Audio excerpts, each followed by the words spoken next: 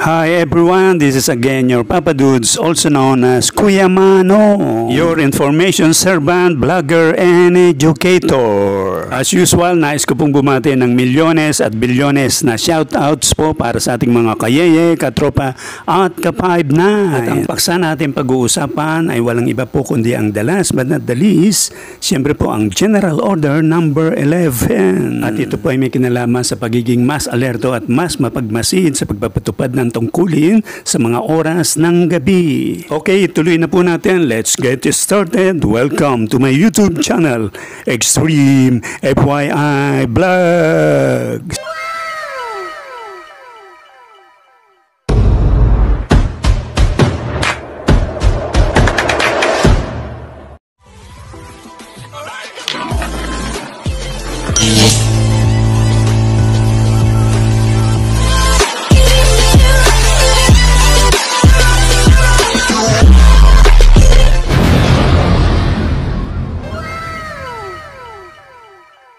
Kung sakaling bago at ngayon nyo palang nasusubaybayan ang aking channel, baka pwede naman po at sana po pag-click ang subscribe button at notification bell na nasa ilalim ng video ito para masundan nyo po ang mga bago, updated at press vlogs na aking gagawin. Salamat po!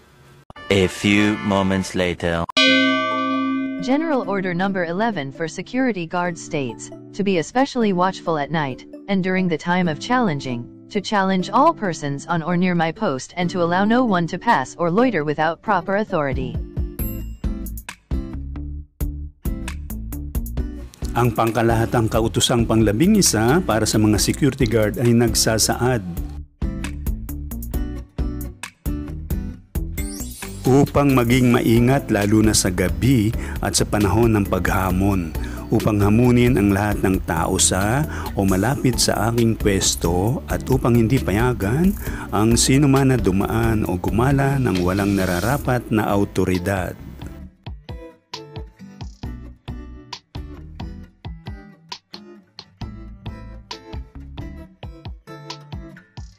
This order is crucial for ensuring security and safety, particularly during vulnerable times.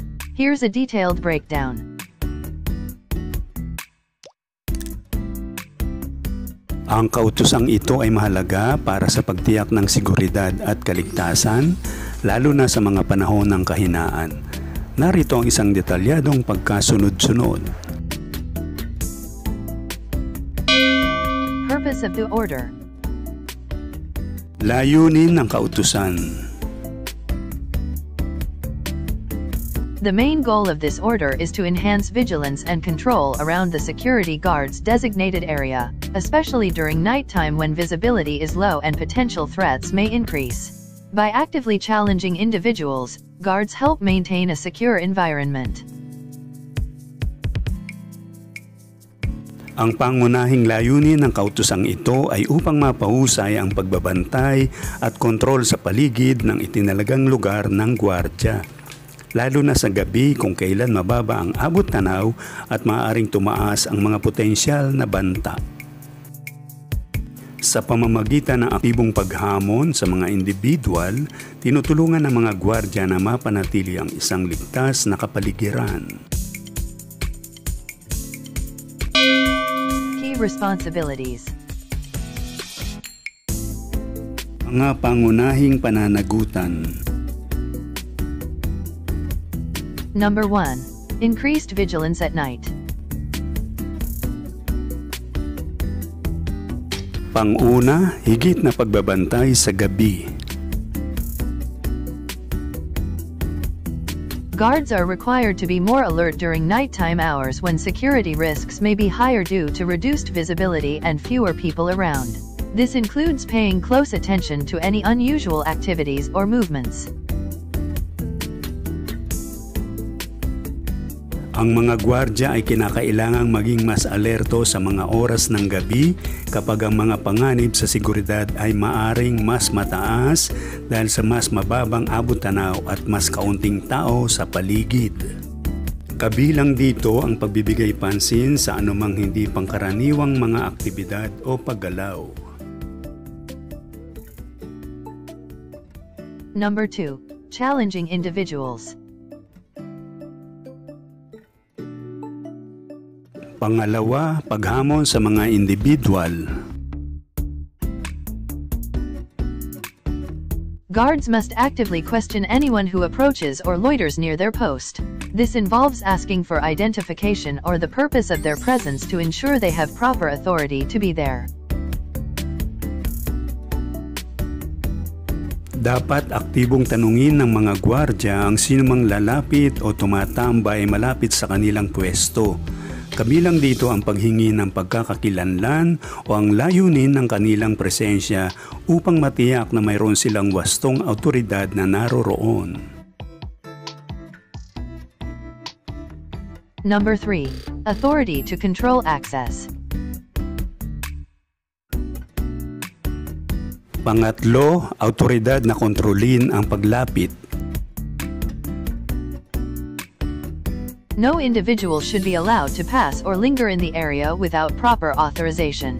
This means that guards have the responsibility to deny entry or request individuals to leave if they cannot provide valid reasons or identification. Walang sinumang individual ang dapat pahintulutang dumaan o magtagal sa lugar ng walang kaukulang pahintulot. Nangangahulugan ito na ang mga gwardya ay may responsibilidad na tanggihan ang pagpasok o humiling sa mga individual na umalis kung hindi sila makapagbigay ng wastong dahilan o pagkakakilanlan. Importance of the order. Kahalagahan ng kautusan. Number 1. Preventing unauthorized access. By challenging individuals and controlling access, guards help prevent potential security breaches, theft, or other criminal activities. Pang-una, pagpigil sa hindi autorisadong paglapit. Sa pamamagitan ng paghamon sa mga individual at pagkontrol sa paglapit, tinutulungan ng mga gwardya na maiwasan ang mga potensyal na paglabag sa seguridad, pagnanakaw o iba pang kriminal na aktibidad. Number 2. Enhancing safety. Increased vigilance and proactive questioning contribute to the overall safety of the premises, protecting both property and individuals present. Pangalawa, pagpapahusay ng kaligtasan. Ang dagdag na pagbabantay at maagap na pagtatanong ay nakakatulong sa pangkalatang kaligtasan ng lugar na nagpoprotekta sa ari-arian at mga individual na naroroon. Number 3. Deterrence. The visible presence of a watchful guard who actively challenges individuals can deter potential wrongdoers from attempting to commit crimes in the area.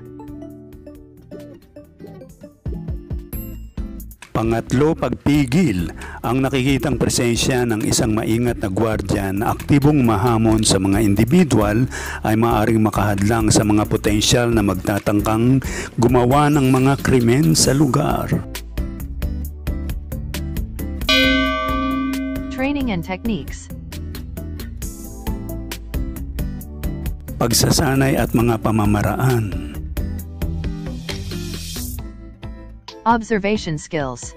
Guards should be trained to notice unusual behavior or signs of trouble, enhancing their ability to respond quickly. Mga kasanayan sa pagmamasid. Dapat sanayin ang mga gwardya na mapansin ang hindi pangkaraniwang pag-uugali o mga palatandaan ng problema na magpapahusay sa kanilang kakayahang tumugon ng mabilis. Effective communication. Training should include how to challenge individuals politely yet assertively, ensuring clear communication of security protocols. Epektibong komunikasyon. Dapat kasama sa pagsasanay kung paano hamunin ang mga individual ng magalang ngunit mapilit. Tinitiyak ang malinaw na komunikasyon ng mga protokol ng seguridad. Crisis management. Guards should be prepared to handle situations that may escalate, knowing when to involve law enforcement if necessary. pamamahala ng krisis. Dapat na maging handa ang mga gwardya na pangasiwaan ang mga sitwasyong maaaring lumala, na alam kung kailan isasama ang tagapagpatupad ng batas kung kinakailangan. Now, let us discuss about the summary. Atin nang talakayin ang buod ng paksa. General Order Number 11 emphasizes the importance of heightened vigilance during nighttime and when challenging individuals near the guards post. By actively monitoring the area and questioning unauthorized persons, security guards play a vital role in maintaining safety, preventing unauthorized access, and deterring potential threats. This proactive approach is essential for ensuring the security of both the property and the people within it. Binibigyan din ng pangkalahatang kautosang pang-11 ang kahalagahan ng mas maigting na pagbabantay sa gabi at kapag hinahamon ang mga individual malapit sa pwesto ng bantay. Sa pamamagitan ng aktibong pagsubaybay sa lugar at pagtatanong sa mga hindi autorisadong tao, ang mga gwardya ay may mahalagang papel sa pagpapanatili ng kaligtasan, pagpigil sa hindi autorisadong paglapit at pagpigil sa mga potensyal na banta. Ang maagap na diskarte na ito ay mahalaga para matiyak ang seguridad ng ari-arian at ng mga tao sa loob nito.